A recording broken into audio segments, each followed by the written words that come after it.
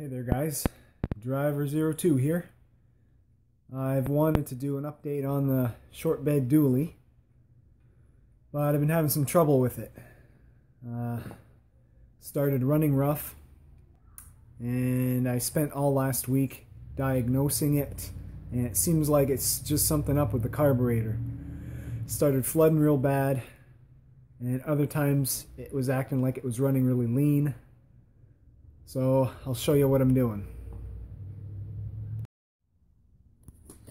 So here's the 2-barrel off that engine. It was a little Rochester dual jet. And I'm pretty familiar with Quadrajets and these dual jets. So I'm no stranger to rebuilding carbs and taking them apart. And I really couldn't figure out what was up with it.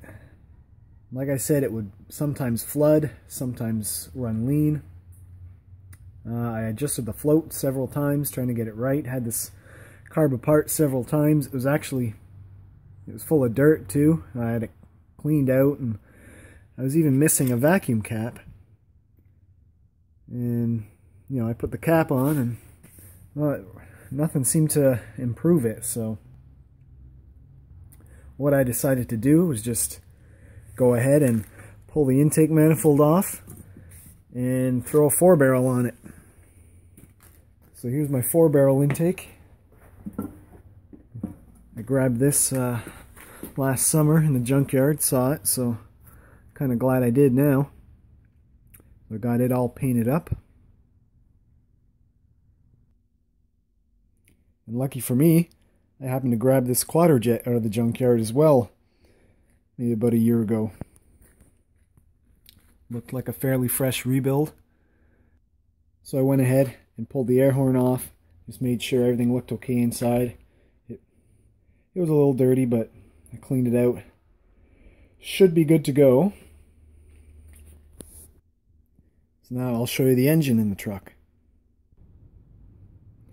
So here's the 81305 that was in it. And it looks as though the intake had been resealed recently. So, well, that means it was probably 20 years ago, because this motor sat in my dad's backyard for 15 years before I got a hold of it. And we had it for maybe 5 years prior to that.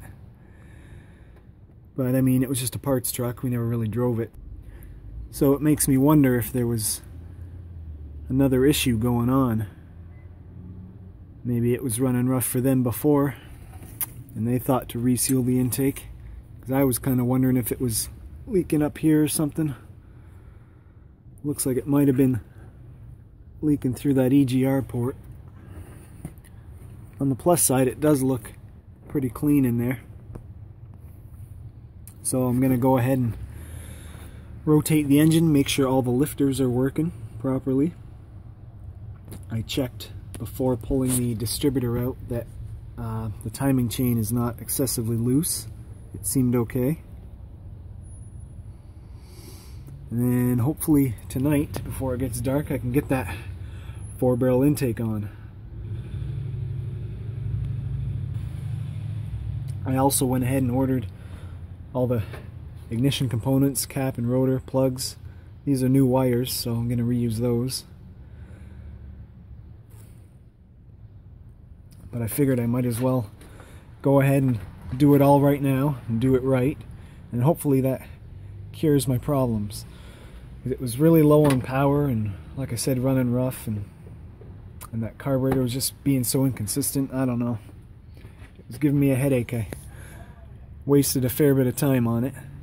So I'm just going to try and do this and pray it solves whatever the issue was. Oh, I'll show you. I did switch the interior to black. I just painted the cheap door panels and the dash cover, and I put BMW seats in it. So they're out of a E36 BMW, just like my other black BMW. I painted up a 81 center console and put that in. I don't know if anyone remembers, but the interior was pretty crummy in this truck. This makes it look a heck of a lot better. Got to find a better floor covering. But hey, I think it's looking pretty good. So thanks for watching. And once I get the truck running again, I'll take it out and do a walk around of it and give a good overall review of it, 'cause I'm sure people have been wondering about it.